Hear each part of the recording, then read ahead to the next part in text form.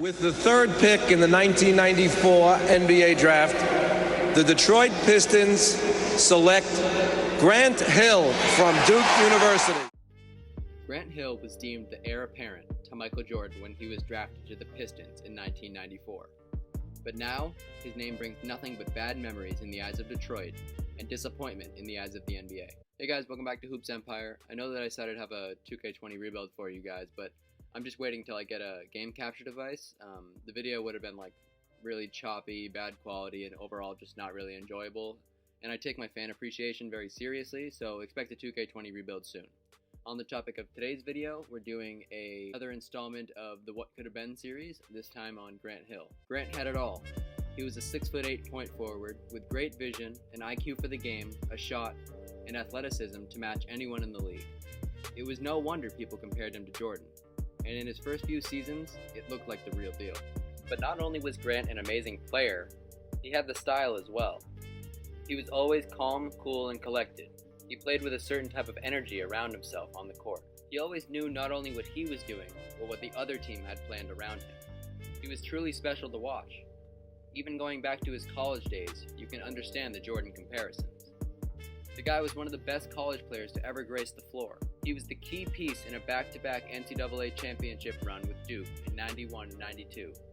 He's top 10 in points and assists in Duke history.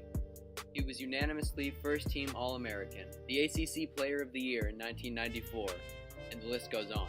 Moving forward to the NBA, Grant won Co-Rookie of the Year with Jason Kidd in 1995, averaging 20 points, 6 rebounds, and 5 assists. He proved he had it all, and put his doubters to rest. He then had 4 more amazing seasons with Detroit. He was All-NBA second team in his second season. He was All-NBA first team in his third season, as well as third in MVP voting, being the All-Star vote leader in multiple seasons, and his comparisons were seemingly coming to fruition. All he needed now was postseason success. Sadly, that never came. He lost every series he was in, including the career-deciding series in 2000 against the Miami Heat.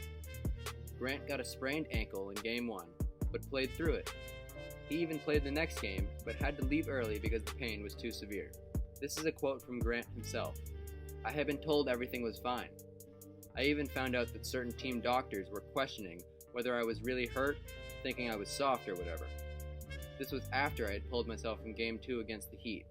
At the time, I found out I had broken my ankle." Grant had big shoes to fill on Detroit, with the likes of Isaiah Thomas retiring soon before, as well as Michael Jordan. Grant is largely a victim of circumstance. His teams were never overtly good or bad, just always the middle of the pack.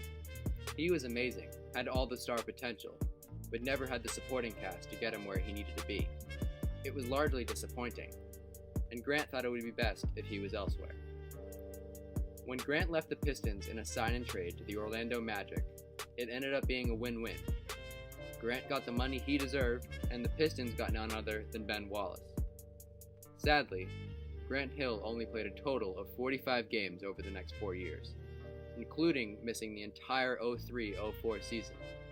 Coincidentally, the same season a Ben Wallace-led Pistons won the NBA championship, adding another disappointing tick to Hill's career.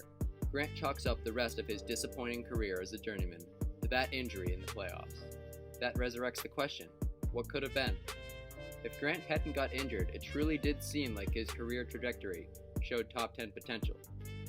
He could have continued his legacy with the Pistons, and would have only gotten better with time, and could have made a serious impact on the NBA that we know today. He would have had great battles with LeBron. Maybe the Pistons wouldn't have won the championship, or that team wouldn't have been led by Ben Wallace and Chauncey Billups. He could have lived up to that Michael Jordan hype. He could have been special. Many players have had their careers destroyed by injury, but none too many seem to have the impact of Grant. Nonetheless, Grant still had an illustrious career, one that many wish they could say they had. He was still a great player, a Hall of Fame player at that. Take a look at some inspiring moments from his Hall of Fame speech. I'd like to say how amazing my basketball adventure has been, and still is to this day. Yes, at times it's been fraught with challenges and experiences that have forced me to grow in ways I could never imagine. You see, the game, it teaches you about life, about commitment, perseverance, coexisting with others, handling success, dealing with failure. It will challenge you. It will encourage you. And if you're lucky, it will reward you too. Thank you guys for watching the video. Grant truly could have been a special player, and it's really sad to see another player's career get devastated by injury. But anyways, make sure you guys sub to the channel, like the video, and comment below any future video ideas you guys have. Again, I'll try to get that 2K20 video out as soon as possible. I just need to get a game capture device and make it actually good for you guys. So thanks for watching, and have a good one.